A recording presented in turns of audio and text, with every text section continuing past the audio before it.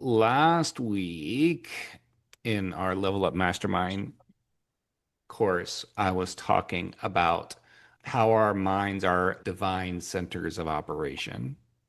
Everything that we need to know, we have access through our mind. So we don't have Mhm. to wait till have the exact this is how you do it to move forward. In fact, most things, and what we're going to get into today is talking about habits. Most things we already know what we need to do, but there's something stopping us, right? There's something stopping us from doing the thing that we need to do. Today's session is about one of the most life-changing subjects we can possibly study is habits. And habits are not motivation and they're not hype. They're not temporary inspiration. They're habits because your life is not built on your goal by itself. Your life is built on what you repeatedly do. And whether people realize it or not, most people are living almost entirely automated lives. Like we talk about automation all the time now, especially with AI, right? We're like, oh, how much of your business can you automate? You got to automate that. You got to automate that. You got to automate that.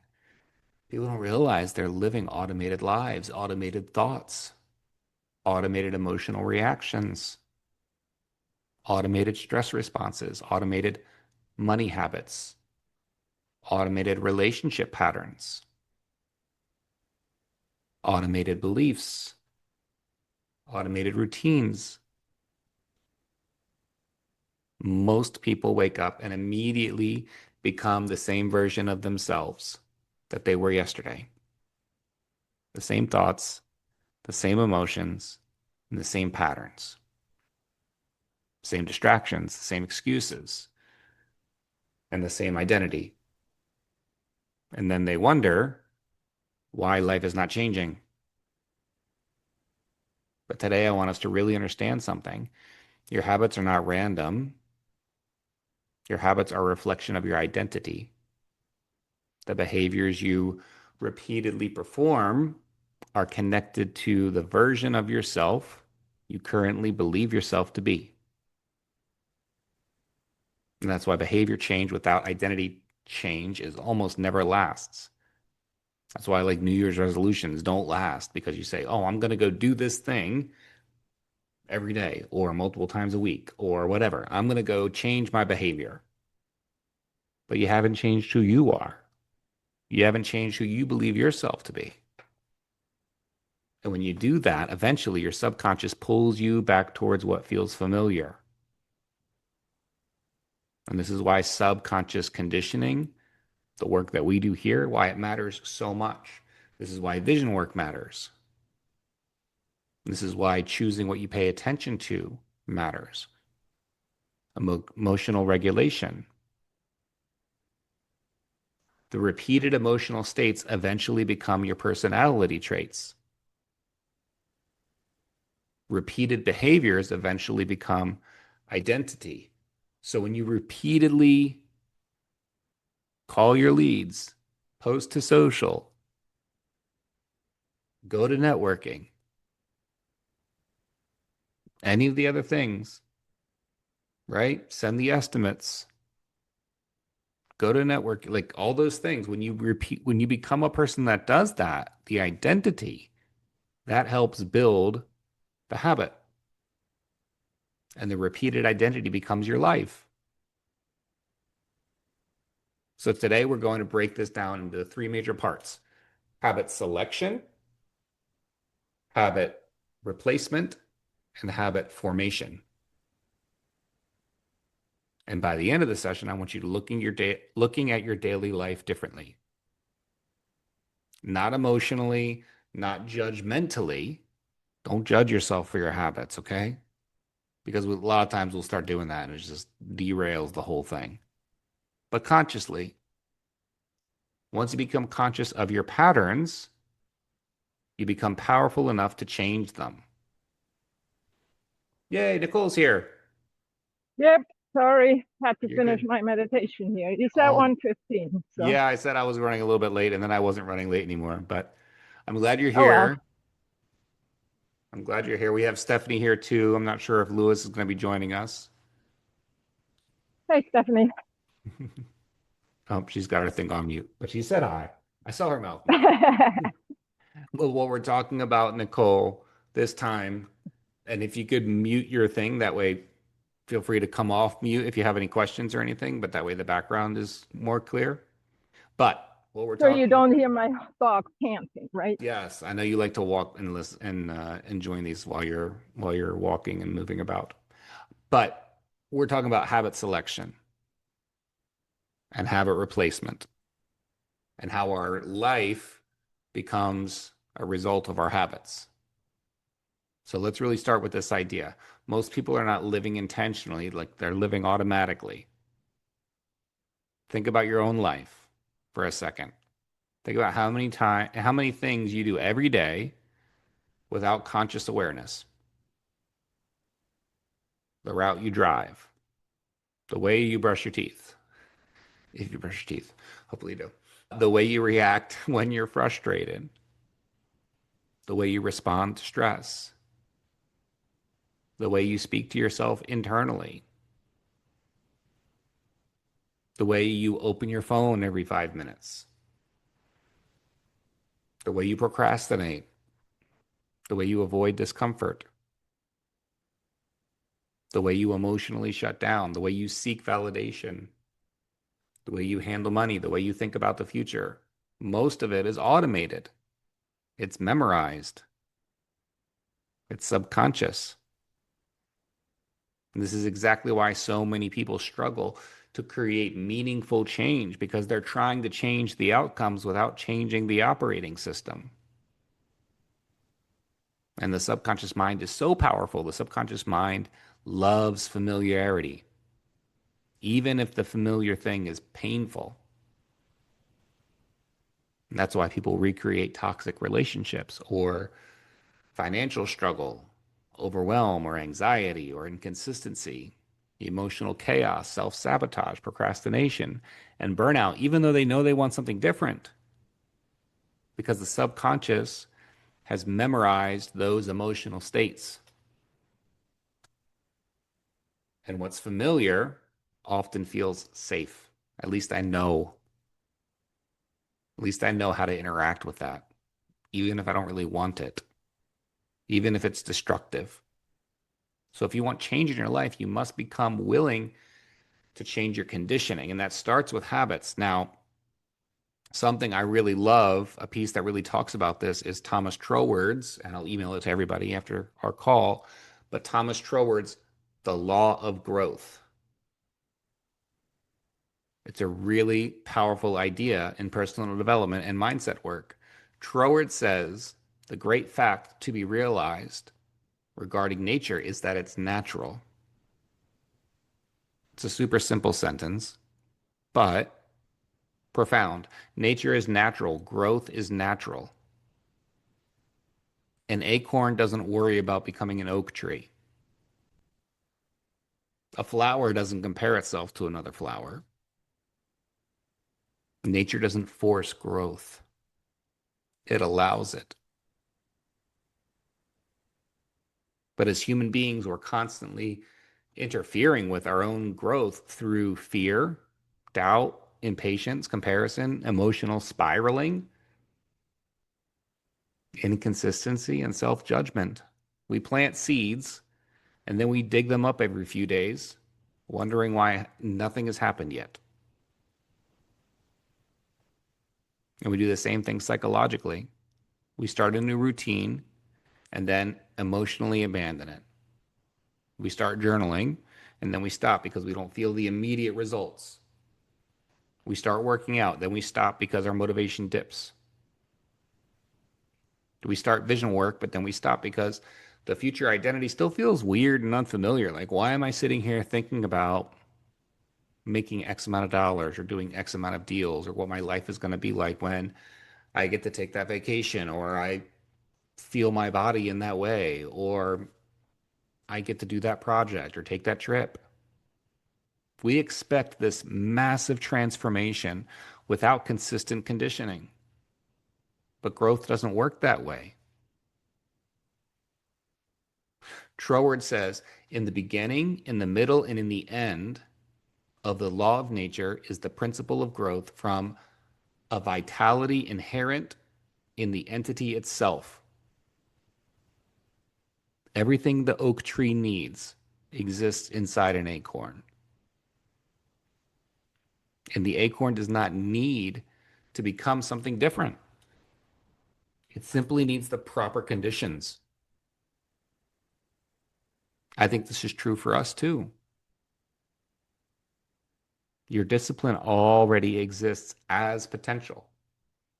Your confidence already exists as potential. Abundance already exists as potential. Your peace, your next level identity, it all exists as potential. You can just choose it. For example, for folks that are in sales and you have a CRM and the CRM is full of leads, there's a ton of potential there. The relationships that you want, whether that's within the person you're already in a relationship with, whether it's believing that there's a person out there that you would want to have build a relationship with, a partnership with, there's a ton of potential there. It already exists.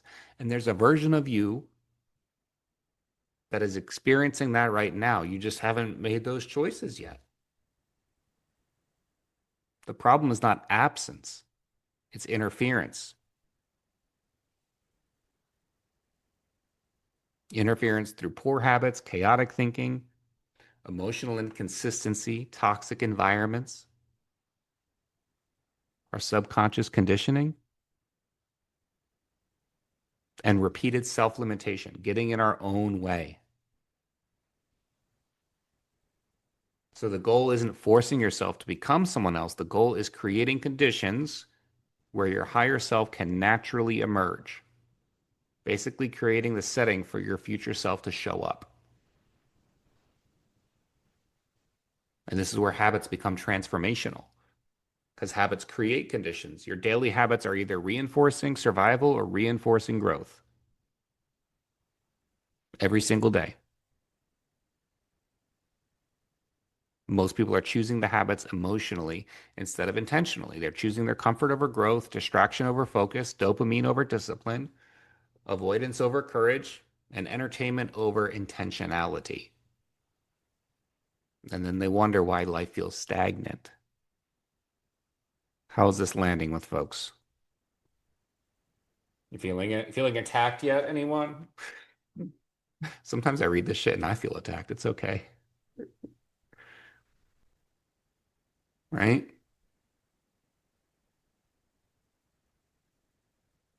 But we can go deeper, right? You have anything there, iPhone? I was just going to say, I definitely feel like it's hard to stay on track when you don't get the immediate Mhm. results. Yeah. Um, that's definitely somewhere I have to constantly get reminded. Yeah. Yeah, we want the immediate results. Like we want it after a few tries. We want it after calling a couple of leads. That's one Hmm. thing, right? Like we're like, "Oh, I left three voice messages and I spoke with two people." And we're like, "Oh, that should work." Why didn't Yep. I get the result yet? Right? It's like, what if we became the person that just did that naturally? Most habits are emotional first. And this is really critical because people think that habits are like behavioral, but they're emotional. And that's what you tie it to. You get disappointed or you get frustrated. Like, why haven't I gotten the thing yet? Or you get like, because you've forced it, you get tired. It takes a lot. That's why they call it willpower. You don't just like habitually procrastinate, you habitually avoid the discomfort, right? You don't habitually scroll social media, you habitually escape the emotional tension of doing the thing that you're maybe less comfortable doing. You don't just overwork, you habitually seek significance through productivity. You don't just stay busy, you habitually avoid the stillness. Every habit is solving an emotional problem. We're feeding our emotional side. We really are. But that's why habit replacement is so important, because suppression almost never works long term. Replacement works, replacing the identity. You got to replace the emotional need, the behavior pattern, and the identity underneath of it. That's why people relapse, because they remove a behavior without replacing emotional rewards. So if someone says that they want to stop emotionally eating, okay, but emotionally eating may be comfort, it may be escape, it might be certainty or soothing or a distraction or an emotional regulation. So if you simply remove the behavior without replacing the emotional function, the reward system, the nervous system really fights to restore it. This is where awareness becomes powerful, because awareness creates interruption, and interruption creates choice. Once we're aware of the habit, we're aware of the operating system, we're no longer a slave to it, and we can choose something different. But we need to also keep in mind that there's the emotional side of it. There's a payoff. That's why we have the habits that we have now. Most people never interrupt the pattern. They simply live inside of it unconsciously. Your habits are evidence of your identity, not your goals, your identity. And this is why identity-based habit formation is really powerful. Most people choose habits based on outcomes. High performers choose habits based on identity. It's really different. A weak approach is, I want to lose weight. A more powerful approach is, I'm becoming a disciplined athlete, or I'm becoming disciplined about how I treat my body. A weaker approach is, I want more money. A powerful approach is, I'm becoming financially organized and intentional. A weak approach, I want more clients. A more powerful approach, I am becoming the kind of professional who creates value consistently every day. One chases the result, the other one installs the identity. And that identity, that who you're becoming, that's what's going to sustain the behavior. This is why small habits matter so much. Every repeated action is like a vote you're casting for your new identity. Every workout says that you're disciplined. Every walk says that you take care of your body. Every journal entry says that you're intentional. Every difficult conversation says that you're courageous.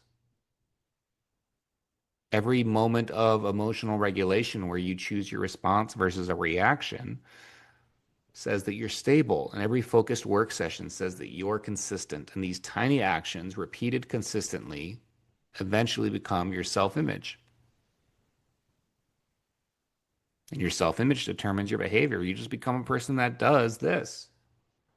I don't know everyone's background, but I imagine that no one's doing heroin on the regular or at all, hopefully. And it's not because I'm just not in the habit of using heroin. No, it's because we're not drug addicts. Like, that's why. You see how that's the difference? It's the subconscious mind that matters. It accepts that repetition and that emotion is truth, and no one has to convince you not to like do that. It's not logic. It's not wishes. It's not occasional motivation, right? Your repeated emotional patterns become your reality. So every day, if you rehearse stress and frustration and scarcity and insecurity and overwhelm, the subconscious memorizes that identity.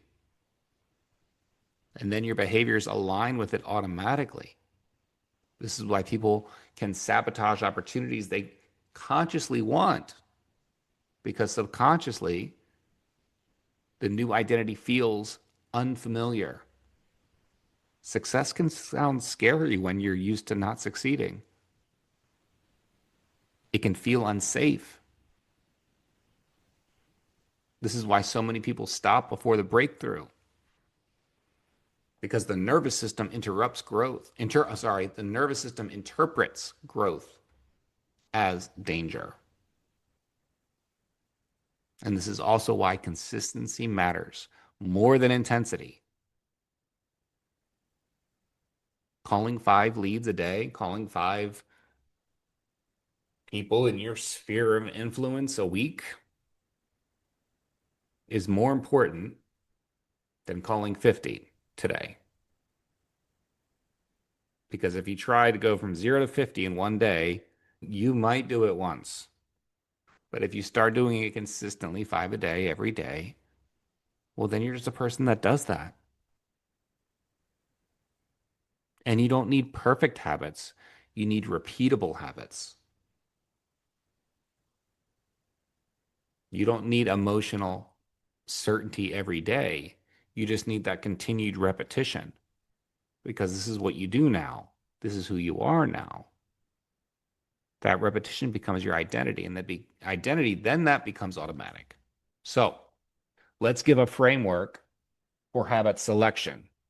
When selecting habits, ask yourself this question: what would the future version of me, that goal achieved version, do naturally, daily? Naturally, like what would they do every day? What would they think about this task or this action? Or what would they consume? Would they be consuming this music, this conversation, this interaction? What would they focus on? The future goal achieved version of you. What would they prioritize? What would they tolerate? And what would they repeat? Because your future identity already has habits. You simply haven't installed them yet. So I want you to think about it. The future version of yourself, the version of you that's at peace, that's financially abundant, emotionally regulated, disciplined, aligned, fulfilled, healthy, and focused.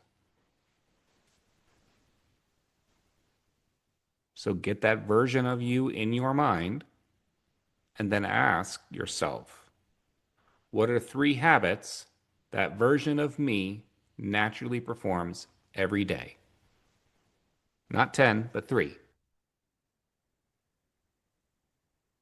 What are 3 habits that version of you does every day? Make them realistic. Because unrealistic habits can create emotional burnout. And burnout destroys consistency. So, what 3 habits that are reasonable that you can start right now does the future version of you have that maybe you don't have right now? Does anybody want to share one?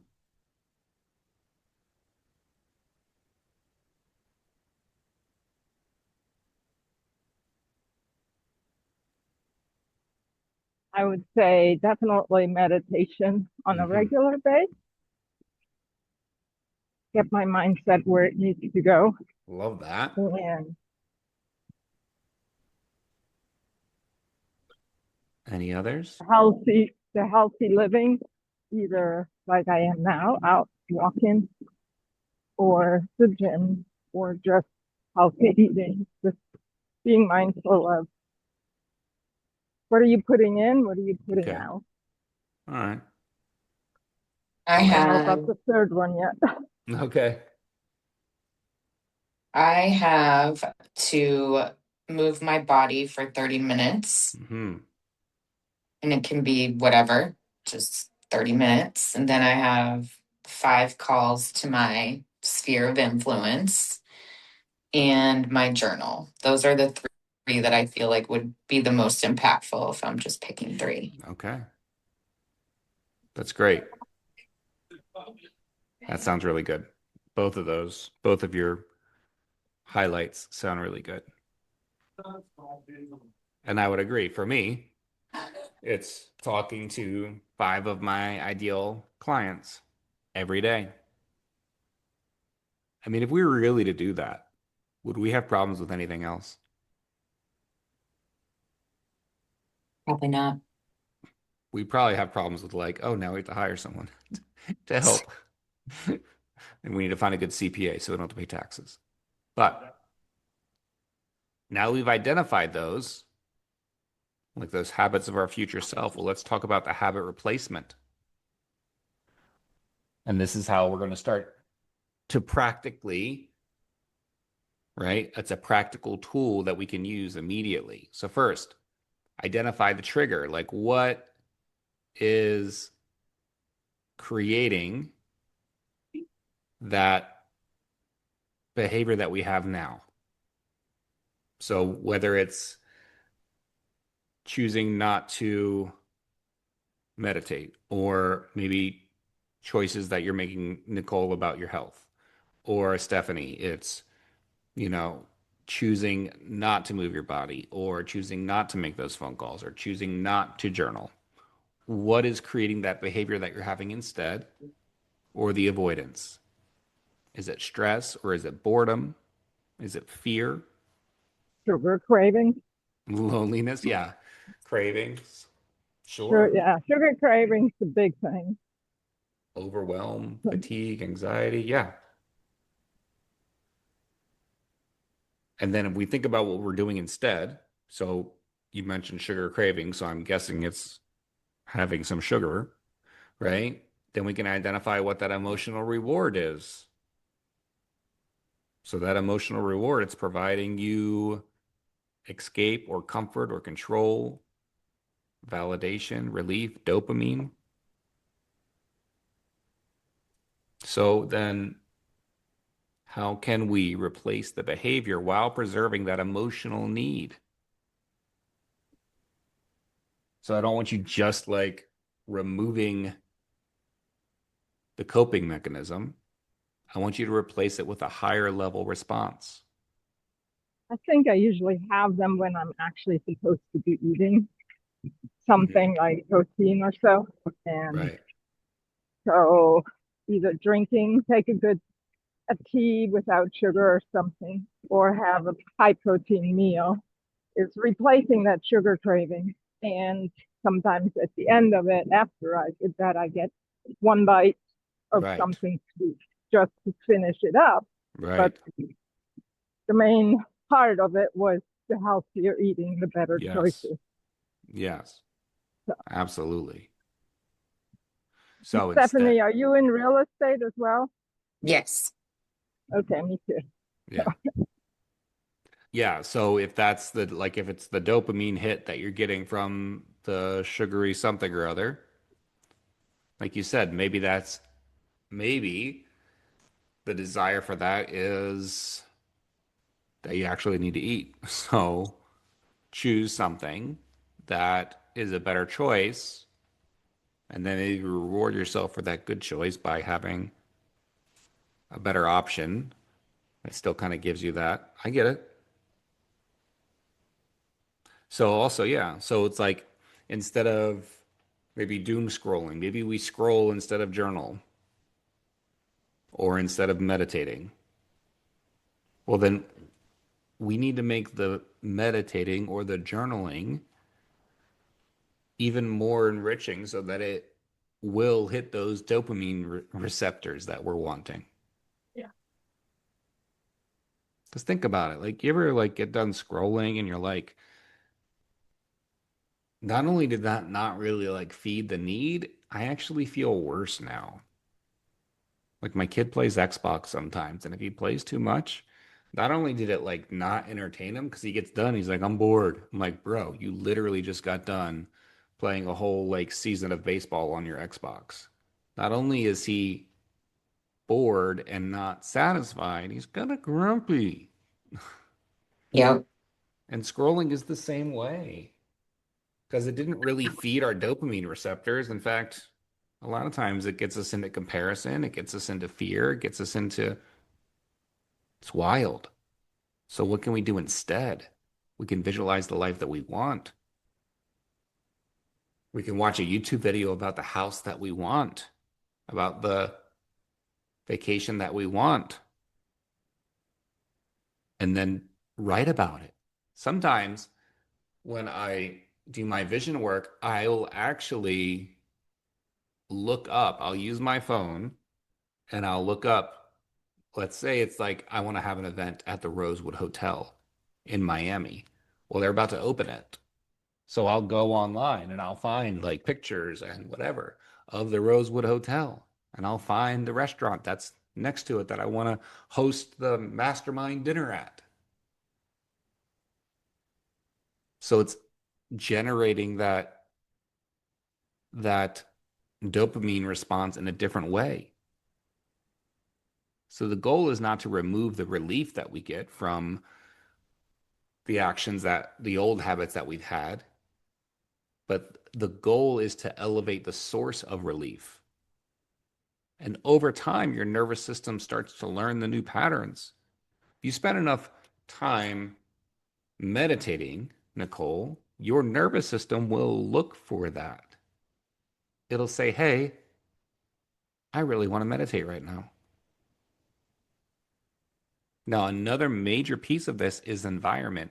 Your environment reinforces your identity, your physical environment. It matters. Your social environment, your digital environment, your emotional environment. If your environment constantly reinforces distraction or chaos or negativity or emotional instability or scarcity or survival, it becomes harder to reinforce higher level habits. That's why people evolve dramatically after changing relationships or friend groups or workspaces or routines or content consumption or physical spaces. Environment conditions behavior. So ask yourself, does my current environment reinforce survival or growth? Distraction or focus, fear or expansion, emotional chaos or peace?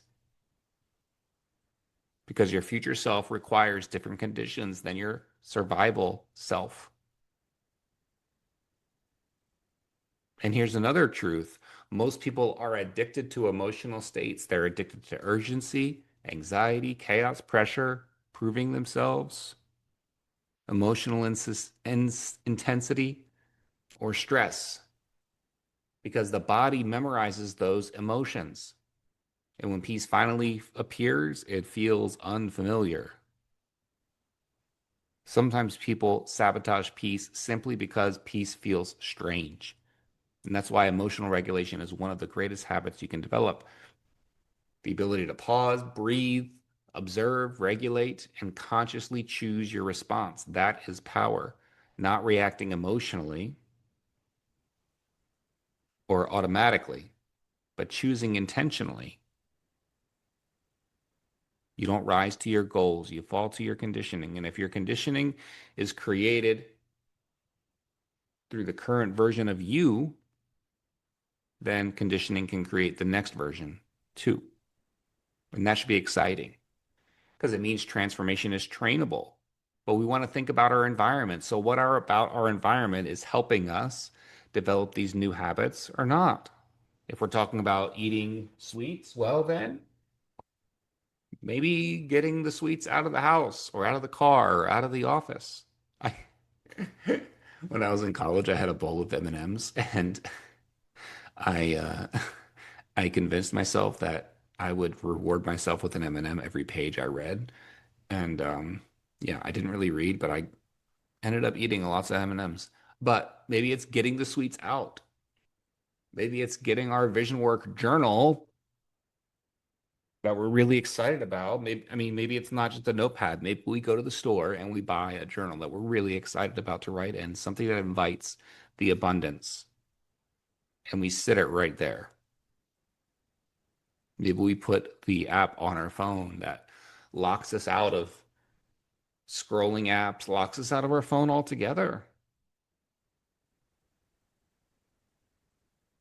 And we provide ourselves the support through our environment to start to develop the habits that honor our future self. And your life can change dramatically through these repeated aligned behaviors. And before we finish our call today out, I want to talk about one more thing that Thomas Trower talks about in the law of growth. He says, "He that believeth shall not make haste." When you truly trust your growth, you stop panicking. You stop obsessing over the timing. You stop demanding immediate evidence. You stop emotionally spiraling every time results are delayed, because growth often happens invisibly first. Roots form before the fruit appears. Your inner self shifts before the outcome shifts. The nervous system rewires before the behavior is stabilized. So don't quit simply because the evidence hasn't appeared yet. Continue conditioning. Continue rehearsing, reinforcing, continue becoming. Because eventually the subconscious accepts it. It accepts what's repeatedly practiced. And what's felt difficult becomes natural. If you were to move your body for 30 minutes every day, in the beginning, it's not going to feel so good. Maybe. But as you continue to do it, it starts to feel natural. And then you're just a person that does that. And that's habit formation. That's identity transformation. And that's how your life changes. So, as we're choosing those habits to eliminate, Nicole kind of talked about one, right? The habit of eating, craving sugar, and then finding a sugary kind of fix for that. So that's the habit that we want to eliminate. And then we choose one habit to replace it with. And then one identity statement to reinforce that daily. So, Nicole, if we were to replace that habit of eating something sugary with just using that as a cue that it's time for you to nourish yourself and making a better choice, what is the identity statement that you could possibly make that helps you reinforce that? I am a person who blank.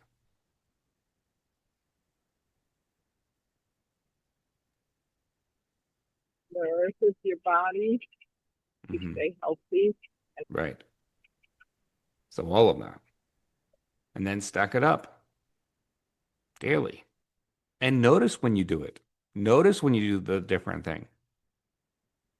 It's like when we hopped on the call today, before you hopped on, Nicole, Stephanie was telling me that she called a lead and had a great conversation and moved it forward. Oh, yes, notice that. That better be going in the gratitude practice this evening. Yes, we need to identify that because we're a person that does the thing. So anytime that you want something sweet and make the choice to either withhold on that until you can get something more substantial, right? Or just make that immediate decision right then and there of, oh, I'm going to go have a salad or get a wrap or whatever, get some protein. Then you're just a person that does that. Celebrate it, identify it, and practice it consistently and practice it in the times when you might not necessarily want to, but you're becoming that person. Not occasionally, but consistently. Your future self is not just found, it is self conditioned. Does that make sense? So, That is habit formation and the law of growth. What are some behaviors? So we kind of identified the habit selection, like the things that our future self does.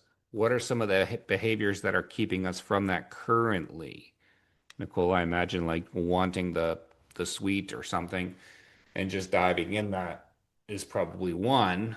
What are some of the other things, whether it's whatever's stopping you from meditation or Stephanie stopping you from calling those leads or moving your body or doing your vision work? What are the other habits that we're wanting to kind of get rid of?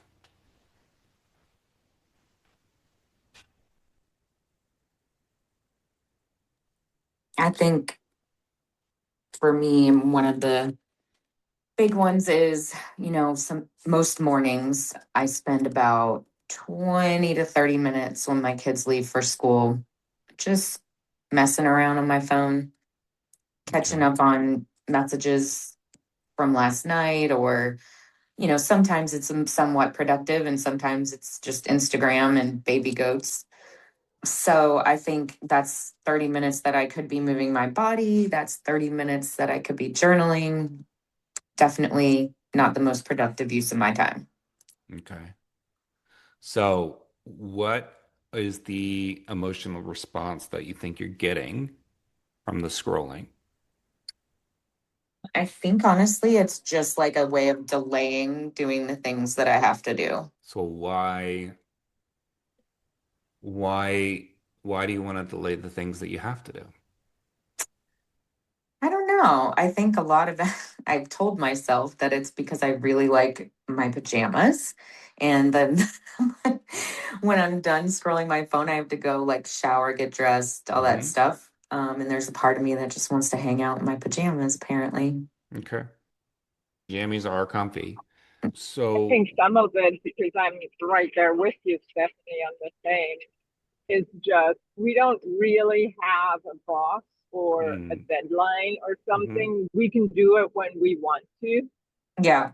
hmm, And that discipline to not be that 30 minutes on the phone, because I caught myself exactly doing that this morning. And it Yeah. wasn't 30 minutes, it was an hour and a half. And I'm like, dang hmm, it, now I'm behind on X, Y, and Z. Yeah. mm, And, but I think it is that part of we don't want boss. right. We want to do it when we want to do it, but yet we do know that if certain things don't get done at certain times, other things don't happen.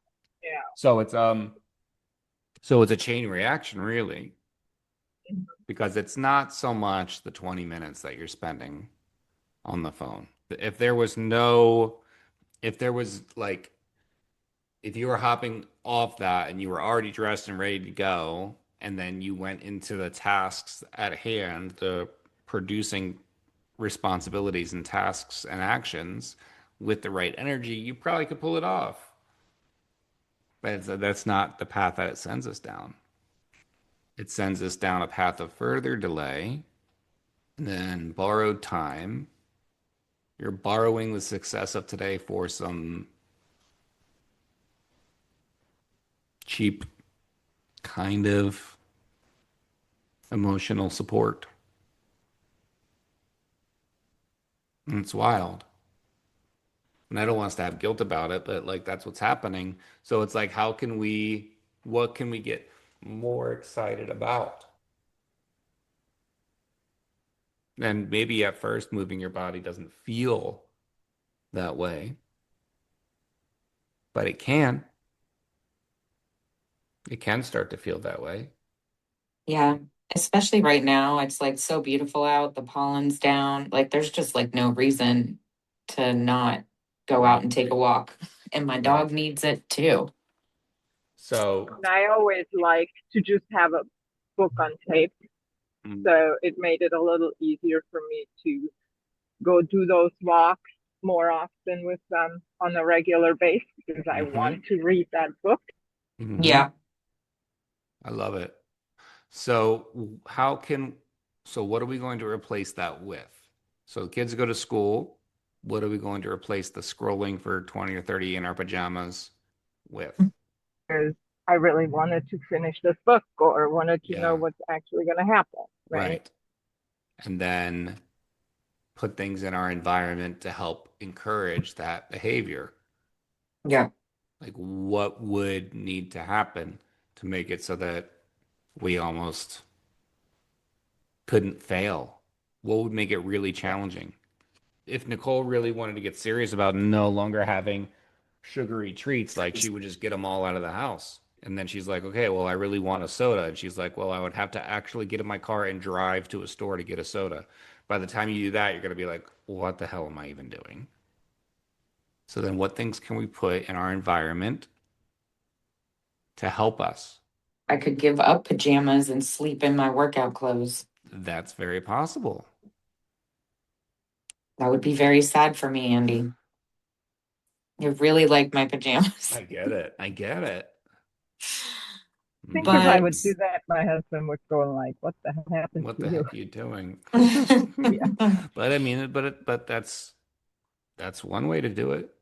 yeah, Or set those workout clothes right wherever you say goodbye to the children at.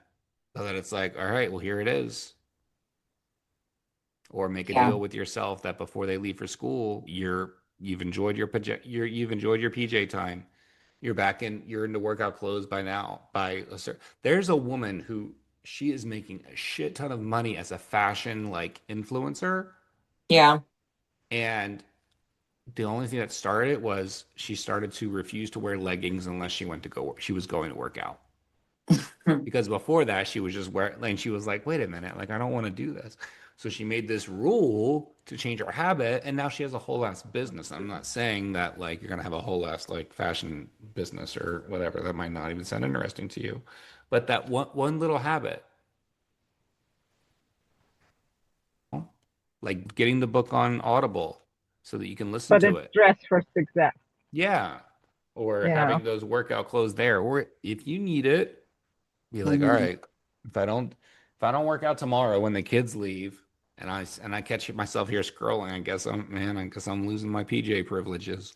Like I'm gonna go ahead and withhold that. Like what things do we need to put in our environment? Is it an alarm on our phone for 5 minutes after the kids are gone? Like you'd better be like, are you walking right now? And Me? because as we do those things, it is going to replace like physical energy, moving our body, changing the way we nourish our body, changing our relationship with food. It is going to start to change the way we think, start to change the way our minds and our bodies react. And you will be able to have that fulfillment. And it'll be more substantial, it'll be more satisfying. We just need to get over that barrier and become the version of us that does that naturally. So, as we think of this, identify those habits of your future self,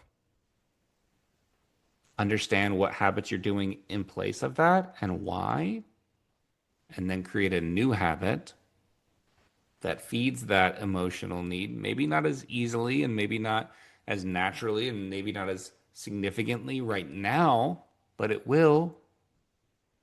And then create that identity statement so that every time you move your body, I am the person that gets 30 minutes of walking in every day, that makes really great nutritional decisions, that calls my leads, that spends time in meditation every day.